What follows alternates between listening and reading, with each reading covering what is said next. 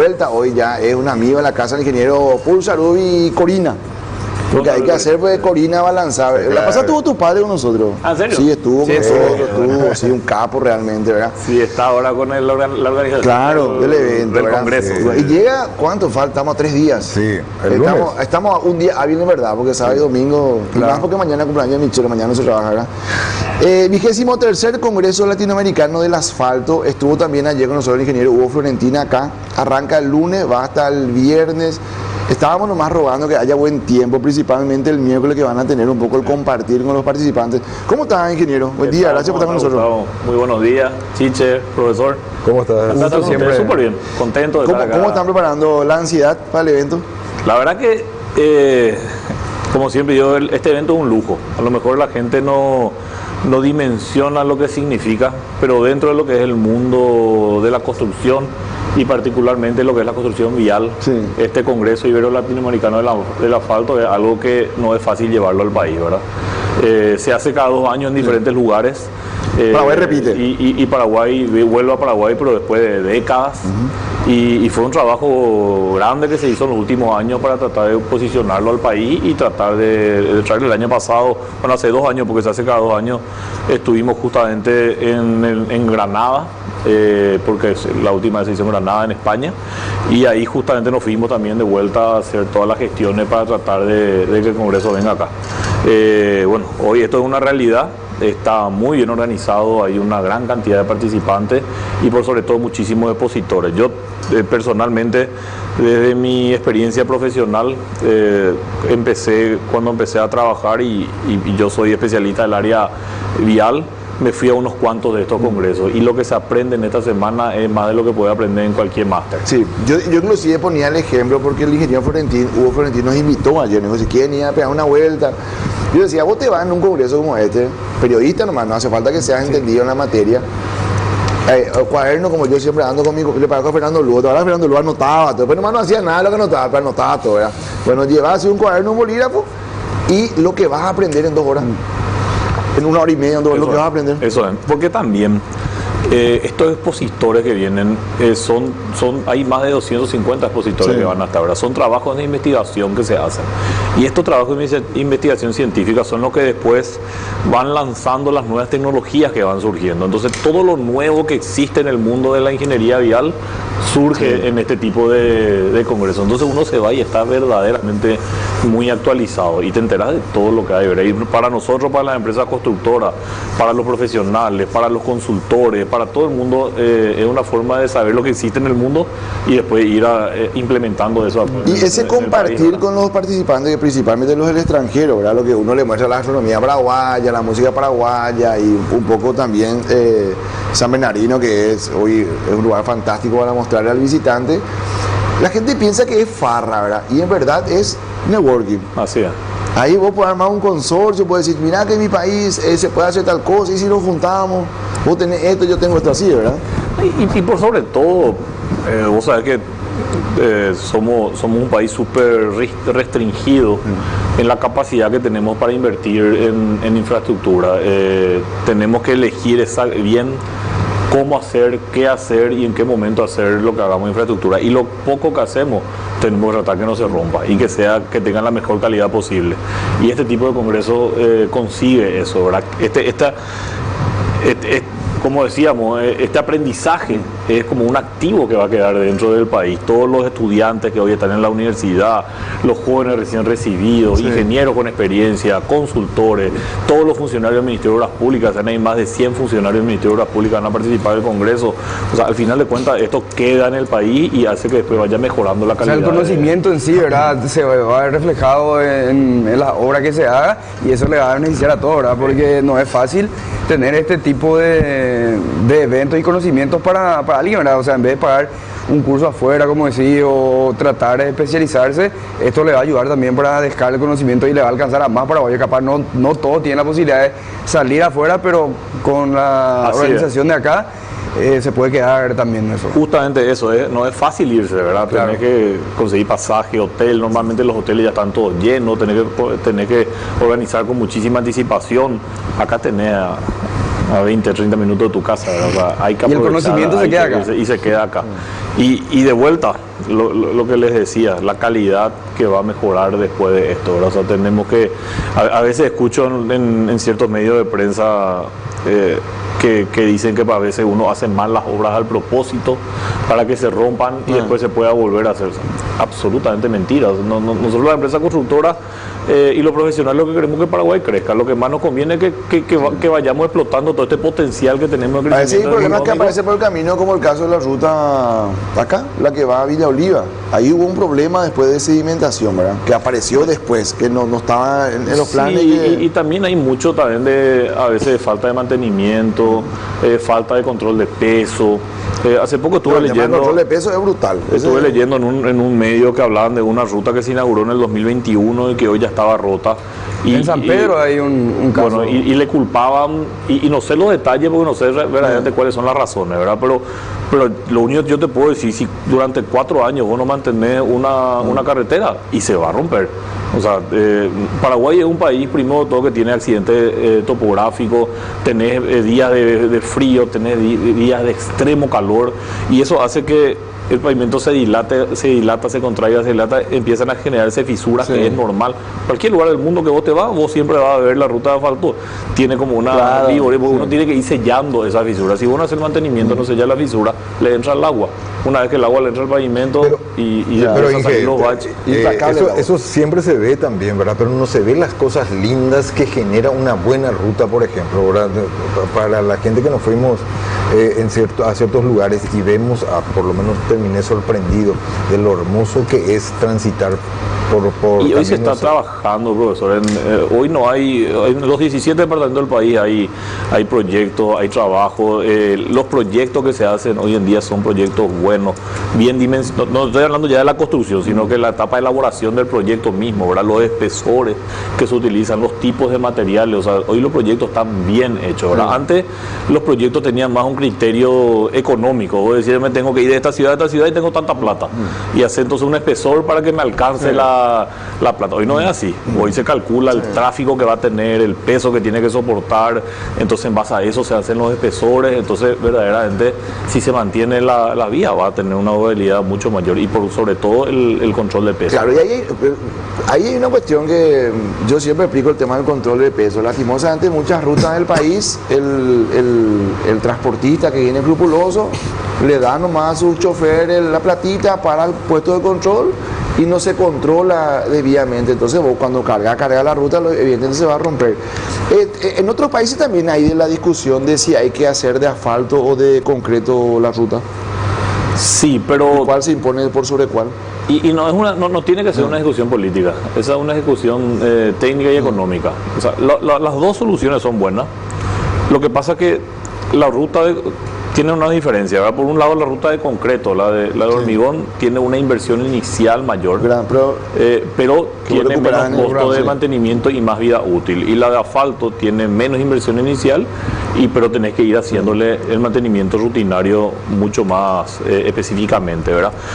Cuando tenés poco tráfico, vos podés hacer una capa de asfalto de 5 centímetros, de 7 centímetros, que ya es suficiente, y te va a salir mucho más barato que hacer de concreto. Si tenés mucho, porque el concreto, ¿qué es lo que tiene? No puede hacer menos de 18, 20 centímetros.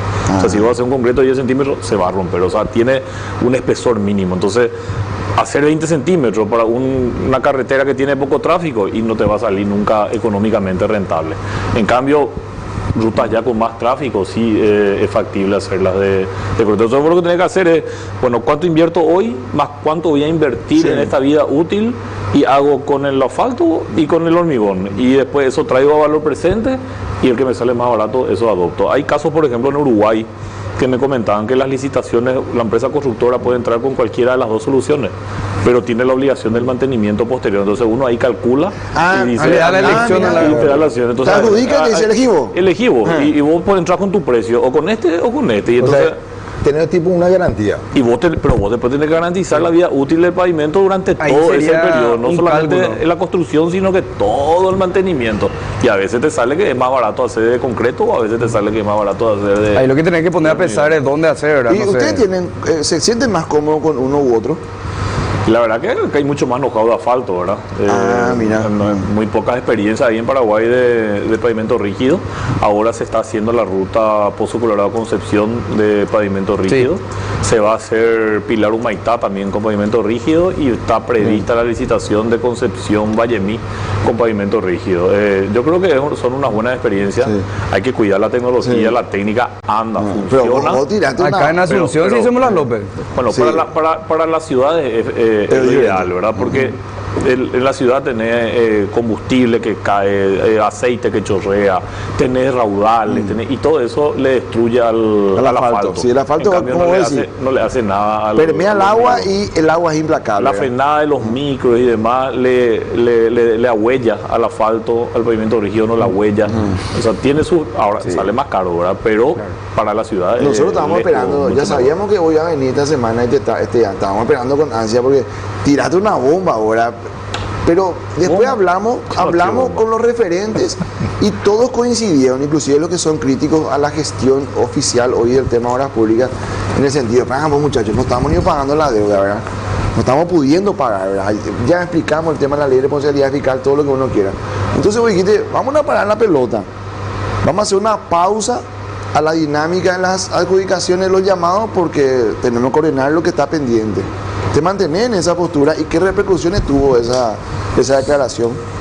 Y la verdad que... Porque hay que entender también que cuando dice Por Salud y Corina no dice empresario, dice el presidente de un gremio. Claro, o sea, no podemos separar por la opinión. Mucho de lo que yo digo hoy lo digo como presidente del gremio de la Cámara Medial Paraguaya. Represento a todas las empresas socias y prácticamente a todo el sector, ¿verdad? Porque las empresas asociadas a Cavialpa hacen casi el 80% de todos los proyectos del país, ¿verdad? Quiero separar en dos problemas, ¿verdad? O en dos temas. Por un lado, y fue la razón por la cual nosotros nos llamaron desde el Congreso para ir a hablar en estos días, habrán visto que estuvimos ahí con la Comisión de Obras de la Cámara de Senadores, por un lado analizar el presupuesto 2026, pero el presupuesto 2026 va a ser impactado por las deudas acumuladas a finales de 2025, porque hay que pagar en el 2026. Entonces, al final de cuentas, es una suma de lo que se necesita para construir los proyectos en el 2026, más la deuda que ya pase el 2025. Y la realidad es de que hoy comenzamos el año con una deuda de 50 millones y vamos a terminar el año, ojalá, con la menor deuda posible. Hoy está en 160, va a terminar el mes de noviembre en más de 200. Se va a pagar algo que no sabemos cuánto va a ser en diciembre. 40. Va a bajar otra vez, pero después van a empezar a entrar otra vez en diciembre todos los certificados de lo que se ejecutó en noviembre. Entonces vamos a terminar el año entre 150 a 200 millones que va a tener que pasar para el 2026. En el 2026 hicimos nosotros desde el gremio análisis obra por obra que está adjudicada y cuáles son las necesidades que hay para el año. Y el presupuesto no da para pagar todas las obras que van a estar en ejecución, y si da justo.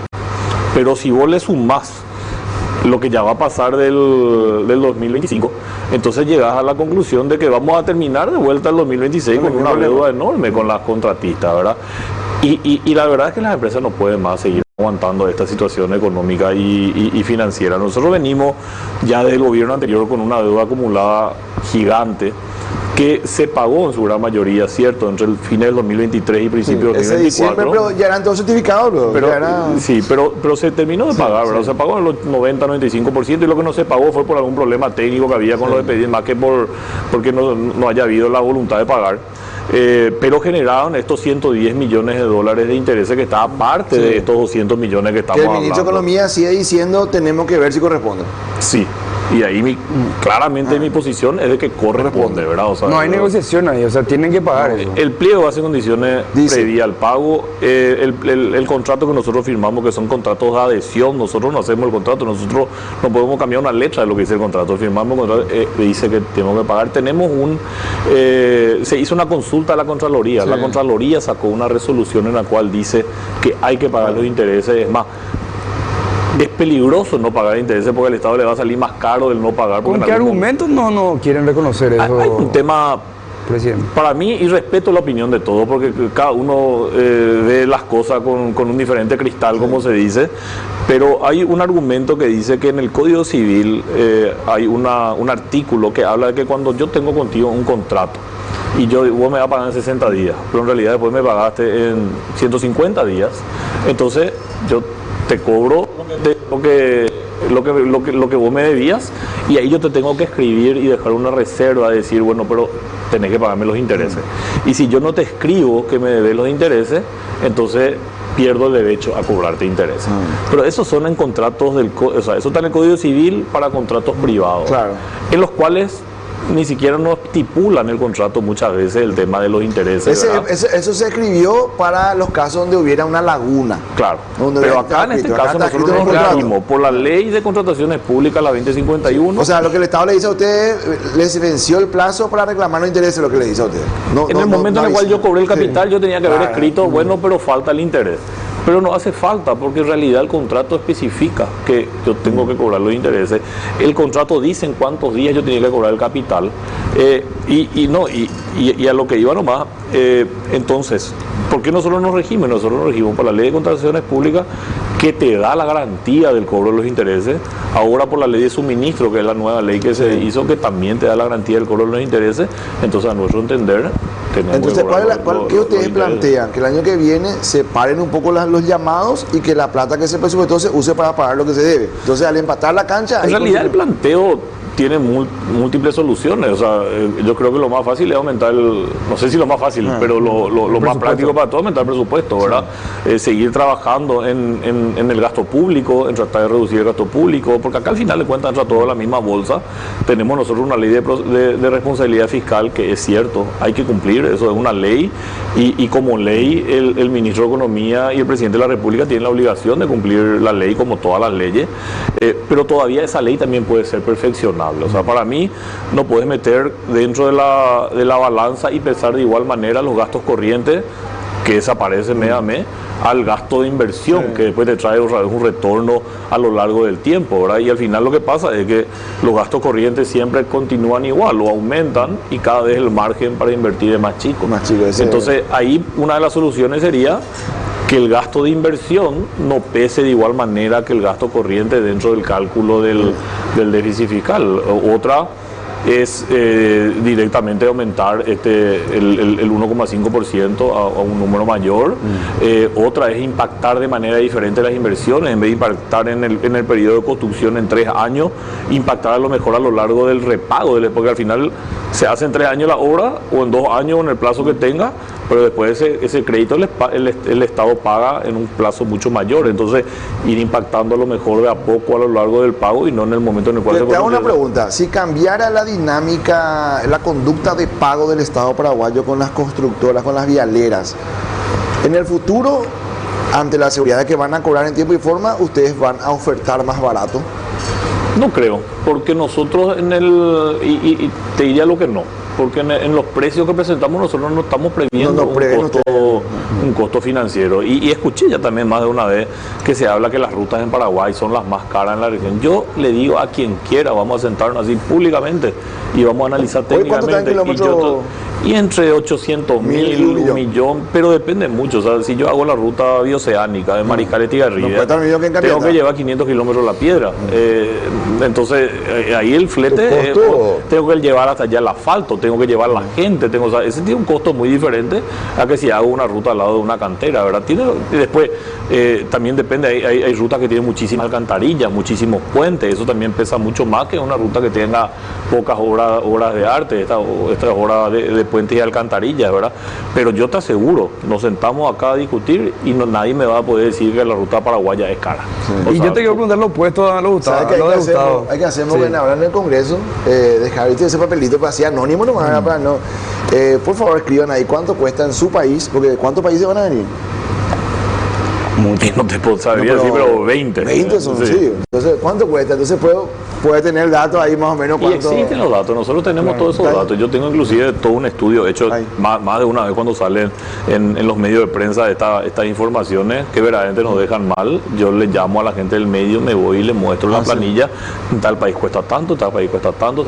Ahora, la Hace gente poco quiero- salió otra vez un parlamentario y dijo, yo sé que en otros países cuesta $300.000 el kilómetro. No puede- Lo dicen nomás. Sí, Entonces, o sea, no puede- está bien. Si yo tengo un empedrado hecho, en el cual ya tengo hecha toda la plataforma, el terraplén, ya están hechas las alcantarillas, los puentes, y después yo me voy y hago solamente la capa de asfalto de arriba, y ese puede costar 300 saca el ahora. contexto también. Pero ahí también te quiero depende hacer de qué compares, ¿verdad? te quiero hacer una crítica, presidente. La cosa es que, y ahí voy a hablar de tu gremio, no de tu empresa, porque de tu empresa nos pasó una vez que acá contamos un caso y me llamó alguien, un colega nuestro que había sido trabaja, y nos dijo, no, el tema es así, así, así, y explicamos y le dimos una solución a la gente que se había quejado, ¿verdad?, del impacto de una obra. Pero en el gremio tienen que trabajar el tema. La próxima semana, por ejemplo, tenemos la charla que vamos a vernos a un taller de periodismo enfoque niñez. A veces la gente habla y no sabe ni el No tema. saben, ¿verdad? pero contados, si son 5 los periodistas que entienden de las fórmulas económicas, las obras públicas en Paraguay, es mucho ya, estoy siendo generoso ya. No sabemos, entonces los perros, el título fácil, pues, si vos no entendés cómo se formula, cómo Es se... una cuenta pendiente, la verdad que a veces Hay que trabajar eso. uno trabaja todo el día tratando de hacer lo mejor Sí. posible, Y te nos sacan de falta esa contexto, parte de ¿verdad? comunicación, ¿verdad? Hay que mostrar también lo que uno hace y explicar, porque al final esto es algo que es por el bien de todos. O sea, el país gana cuando hay buenas obras de infraestructura, Totalmente. mejora la calidad de vida de la gente, crece el PIB. Hay que mostrar y hay que ser transparente. Y para nosotros, y esto te digo como gremio y te digo ya también como empresa, ¿verdad? Cuando más fuertes estén las instituciones, cuando más serias sean las cosas, cuando mejores sean los trabajos, y para nosotros es muchísimo Sí, mejor. ¿y ¿verdad? sabe por qué me interesa el tema que trabaje? No porque no se les cuestione, pues yo no entro en ese campo y creo que es muy válido que la gente critique, pero yo quiero tener la posibilidad de cuando salgo cambio, escucho a veces Carinal, a veces Monumental, a veces Ñandutí, ¿verdad? A veces no tengo ganas de escucharla, yo le escucho a Camilo, pero quiero escuchar análisis más serios. Y a veces me da, y mi señora me reta porque yo le digo, está diciendo una boludez, cambiale, está diciendo una boludez, no puedo escuchar, está diciendo una boludez. O sea, como que te ofende cuando vos sabés que el periodista está diciendo algo que no tiene sustento, ¿verdad? Entonces yo no me preocupo ni por ustedes ni por el periodista, me preocupo por la gente que recibe la información que tiene derecho, que es una cuestión constitucional, a tener información veraz y objetiva. La gente es la que va a ganar si nosotros tenemos la posibilidad de darle mejor información. Así es. Presidente, éxito para Gracias, el Congreso. Gustavo. Vamos a dar una vuelta. siempre. Sí, Presumiblemente gracias, vamos a irnos el miércoles. a San Bernardino. Esa Así está para más aprender y no, simpático. así para aprender y no decir cualquier cosa también. Hay que aprender, hay que aprender. Uno, lo mismo que decía, se rompe porque se hace mal y algunos no saben que capaz Todo lo que es conlleva. algo del proceso, ¿verdad? Y que Nosotros se tiene que tenemos mantener. si nosotros mejoramos el análisis, la Hablamos crítica nomás, también va a tener claro. más fuerza. Y va a yo, ser más- yo estoy demasiado agradecido también a periodistas como ustedes y a programas como el suyo, porque verdaderamente nos dan la oportunidad de mostrar y de decir. Sí. A veces las malas noticias venden más que las buenas noticias, y bueno, gente como ustedes son las que puede hacer que también esto de compense y que podamos trabajar todos juntos. Gracias, presidente. Muchas Gracias, gracias. gracias. El ingeniero Pablo Sarubi es presidente de la Cámara Vial Paraguaya, Cavialpa, y también, lógicamente, uno de los gremios que va a sostener este 23º Congreso Latinoamericano del Asfalto en Paraguay, que se va a hacer del lunes al viernes la próxima semana en el Centro de Convenciones de la Conmebol. Hacemos una pausa.